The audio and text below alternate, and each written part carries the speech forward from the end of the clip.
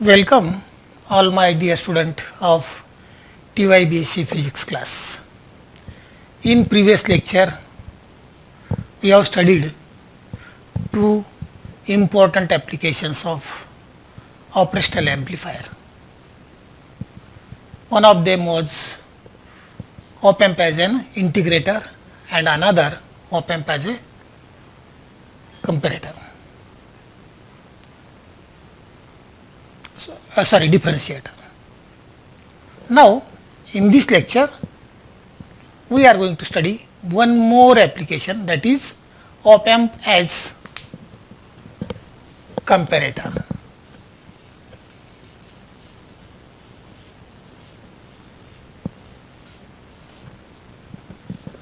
Op-amp as comparator.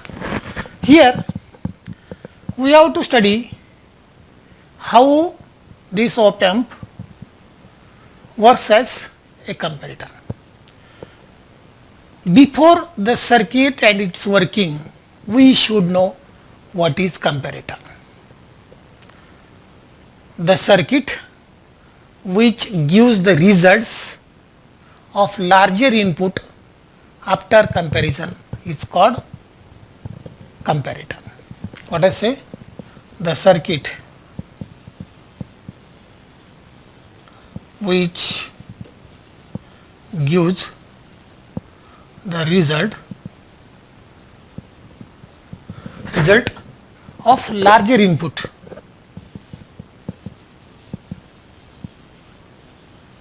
after comparison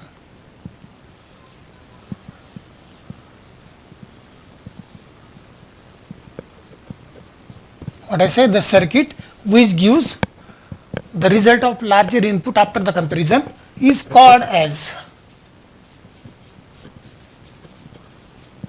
comparator.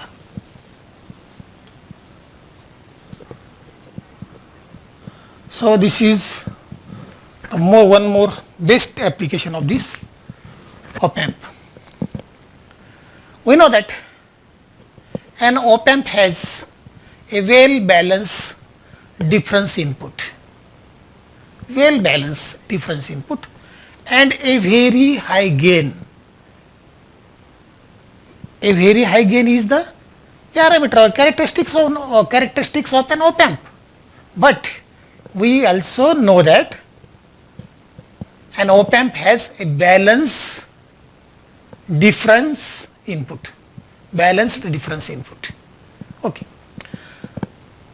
The parallel in characteristics allows the op-amp to serve as comparator in some function. What I say?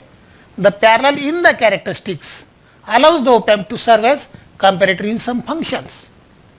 Somewhere we want to compare the input signal. Okay. A standard op-amp operating in open loop configuration without negative feedback can be used as a comparator. What I say? A standard op-amp operating in open loop configuration, that is without feedback, negative feedback, can be used as a comparator. The comparator is illustrated in this figure. In this figure, this is the comparator, op-amp. Now in this op-amp, V minus is applied to inverting terminal and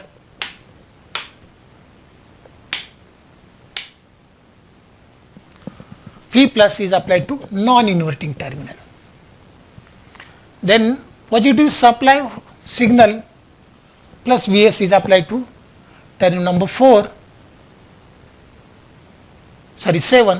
and negative supply is applied to terminal number 4. The comparator has large open loop gain A. The comparator has large open loop gain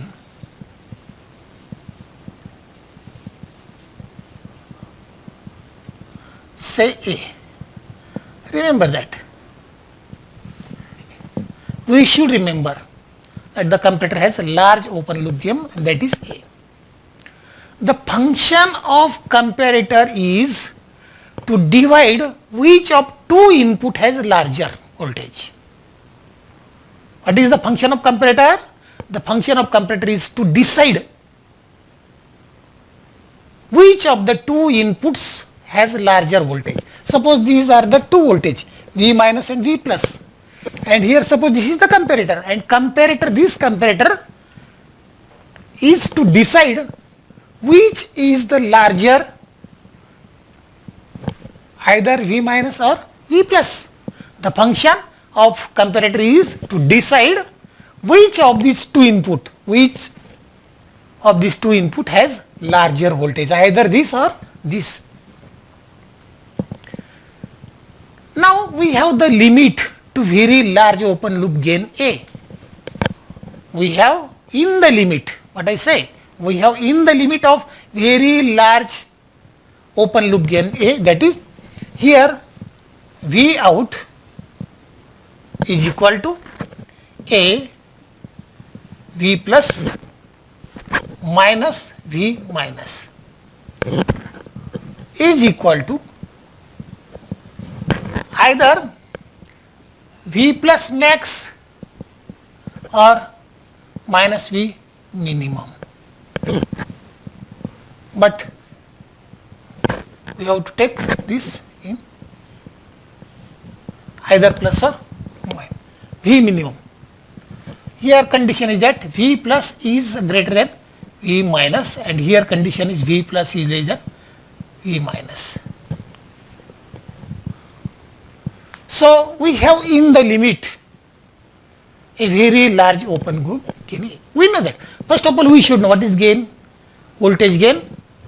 Voltage gain, it is denoted by A, and which is nothing but output voltage divided by input voltage.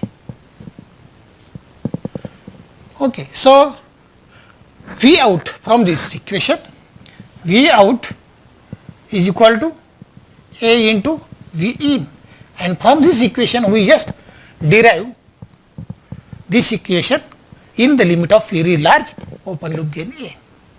Here V max and V minimum are approximately the power supply voltage.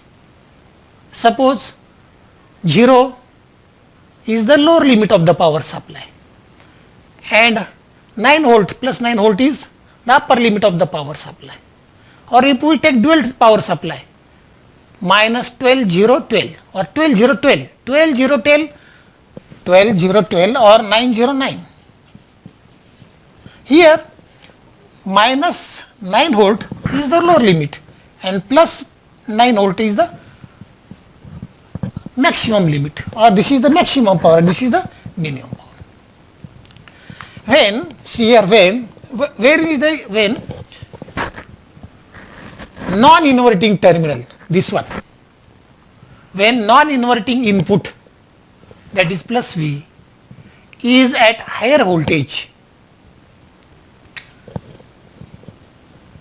than V minus. V minus.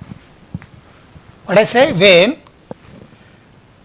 non-inverting voltage, that is at this point, is at a higher voltage than the inverting voltage V minus, the high gain of the op amp, the gain of the op amp is high, and this high gain of the op amp causes it to output most positive voltage.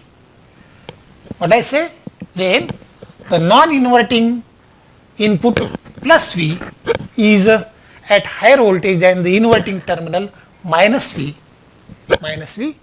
then the high gain of the op amp causes it to output the most positive voltage it can. जेवढं करू शकेल तेवढं. And when non-inverting terminal or when non-inverting input V plus is drop below the non-inverting, that is V minus, the op amp output, the op amp outputs the most negative voltage it can. This is controversy. What I say, when non-inverting, that is V plus, is at higher voltage than the inverting voltage. The high gain of op amp causes it to output the most positive voltage it can, and when the non-inverting voltage V plus drops below the inverting voltage V minus, the op amp outputs the most negative voltage it can. Since the output voltage is limited by the supply voltage, output voltage is limited by the supply voltage. For an op amp that uses a balanced then split supply and powered by plus minus Vs. See here what I say. Since the output voltage is limited by the supply voltage, for op amp that uses a balanced split supply powered by plus minus V, and we have V max is equal to plus V, okay, plus Vs, and V minimum is equal to minus V source, and therefore the comparator converts an analog input signal into the output with two possible states, either positive or negative. Hence, this can be thought of as a 1-bit analog to digital converter, that is AD to DC or ADC converter. In practice, using an op amp as a comparator, presents several disadvantages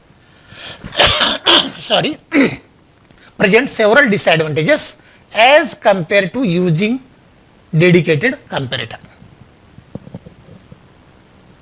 And these are nothing but, first, as the open loop gain is very high. We know that open loop gain is very high. As the open loop gain is very high, a small value in differential input is sufficient to saturate. For very small value it goes saturated condition. Why this is? Because the open loop gain is very high, so a small value of differential input is sufficient to saturate the op amp output in comparator. This is the disadvantages. Second is that op amp are designed to operate in linear mode with negative feedback, isn't it? And I say this is common. Op amp are designed to operate. Op amp are already designed to operate in a linear mode with negative feedback. Hence, an op amp typically has lengthy recovery time from saturation.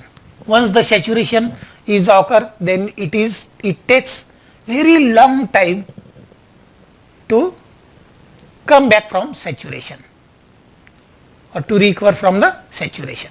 Third one, in comparator, the slew rate of op amp limits the rate of output voltage change. We know that. What is slew rate? The slew rate is nothing but the maximum rate of change of output voltage per unit time, that is dV0 by dt. And in comparison, this slew rate of op amp limits the rate of output voltage change. Almost all op amp have an internal compensation capacitor, which imposes slew rates limitations for high frequency signals. Consequently, an op amp makes a slopy comparator with propagation delays of 10 microsecond. Okay. The next one of the most important disadvantages, op amp do not have any internal hysteresis. What I say? Op amp do not have any internal hysteresis. Therefore, an external hysteresis network is always necessary for slowly changing input signal, and this is the essential part when we are going to use the comparator, op amp as a comparator. And last, the quiescent current signification of an op amp is varied only when the feedback is active. Some op amps show an increased quiescent current when the inputs are not equal. In this way we studied comparator. Then we have to study the next point, that is next application of the op amp, and which is nothing but op amp as a Schmitt trigger.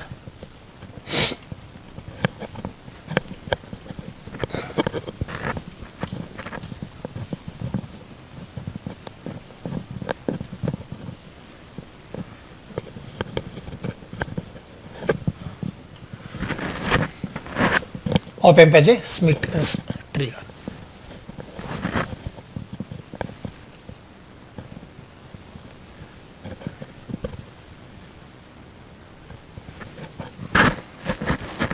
Here we just make the changes in the previous figure and we will get a Schmitt trigger.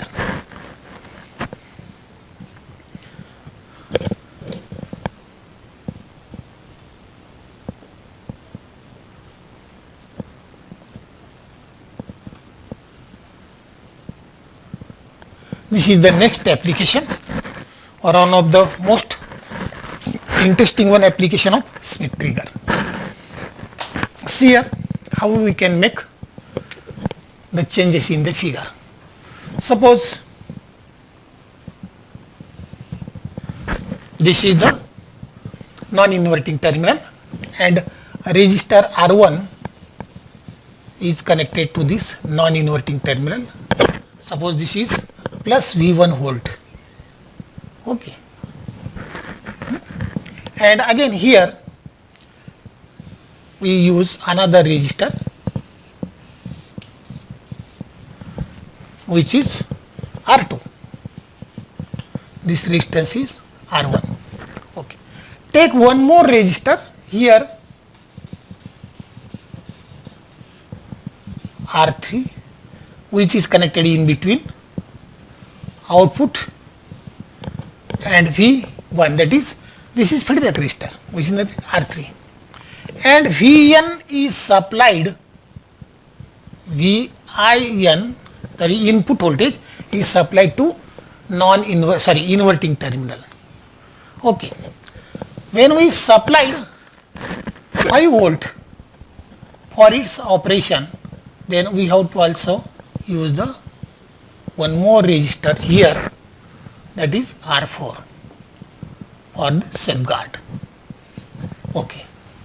In this way, and output is taking in between these two.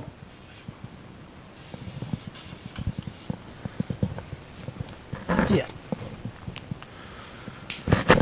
This becomes a Schmitt trigger, or this figure illustrates the Schmitt trigger.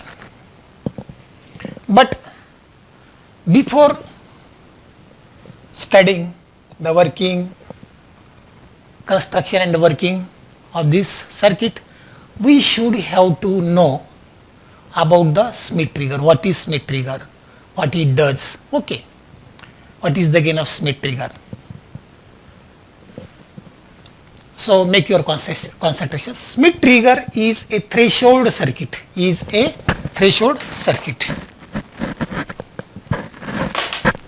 Schmitt trigger is a threshold circuit with positive feedback having loop gain A is greater than 1. This is very important. This is threshold circuit.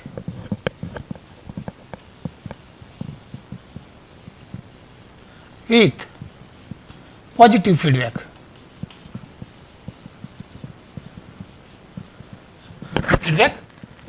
Having loop gain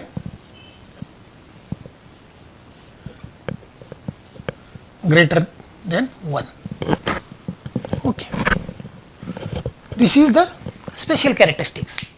Or if we don't know what is Schmitt trigger, then we can't understanding the operation. So we should know that Schmitt trigger is a threshold circuit with a positive feedback having a loop gain greater than 1. This circuit is also named as trigger.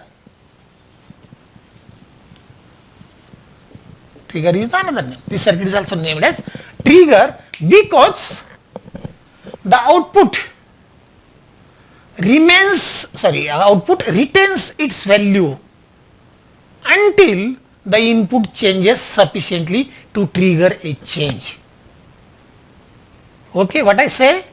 This circuit, this schematic trigger is sometime named as a trigger because the output retains its value until the input changes sufficiently to trigger a change.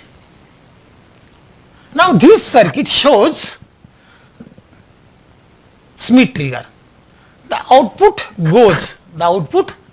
goes one of its possible state depending whether input V is greater than or less than threshold determined by plus V. Okay. And in the non-inverting terminal, this is non-inverting terminal and this is inverting terminal. All these things happen at non-inverting terminal. In the non-inverting configuration, when the input is higher than a certain chosen threshold, the output is high. What I say?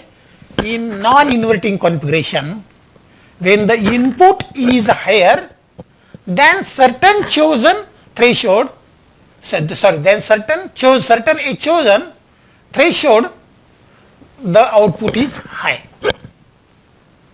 And when input is below a different, that is lower chosen threshold, the output is low. And when input is in between two, the output retains its value A. And this dual threshold action is known as hysteresis and implies that the Schmitt trigger possesses a memory. Hysteresis, due to hysteresis, or this hysteresis implies that the Schmitt trigger possesses memory and can act as a bistable circuit, that is latch. Bistable circuit, latch, either open or close, either lock or open.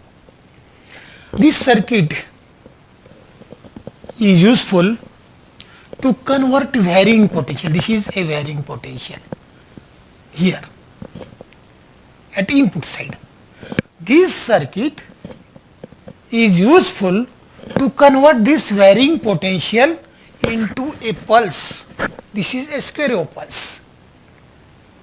Now for this purpose positive feedback is required or positive feedback is used to help the reinforce, म्हणजे मजबूत करणे, to strengthen, or what I say, positive feedback is used to help the reinforce of chosen output state. The way this work is illustrated in this figure. Here VH and this one is VL. VH and VL refer the threshold level or refer the threshold voltage which are set of the comparator plus V input by the resistor divider chain.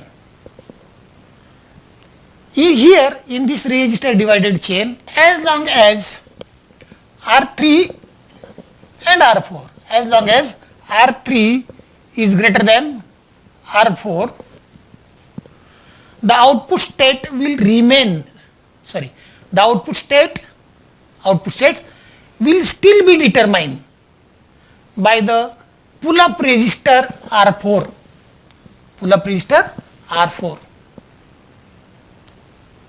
And in this figure, these states are 0 volt to plus 5 volt. This 0 to 5 volt. The resistor divider then sets plus volt at different values depending upon which state the output is in, either high or low.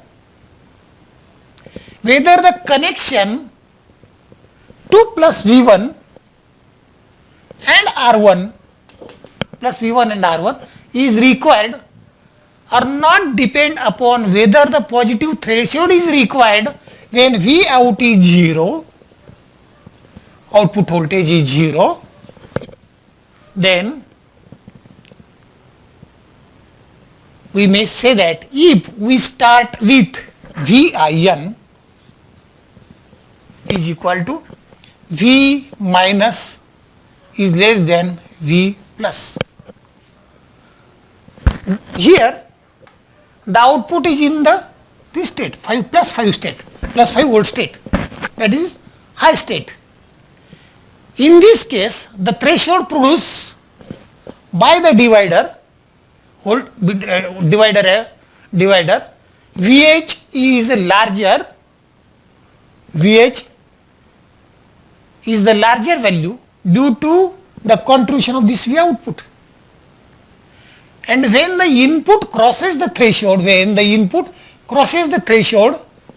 that is when input crosses the threshold, what happens? The output changes the other state. That means output goes on low. That is 0 volt. The divider then gives the lower threshold. This is the lower threshold. This is low threshold. Up to this, divider goes low threshold. VL, low threshold VL. Having two threshold, remember that having two thresholds provide comparator stability in between these, comparator stability and noise immunity. Any noise immunity or any noise which is very less than this difference, that is VH minus VL, will not affect the operation of the comparator.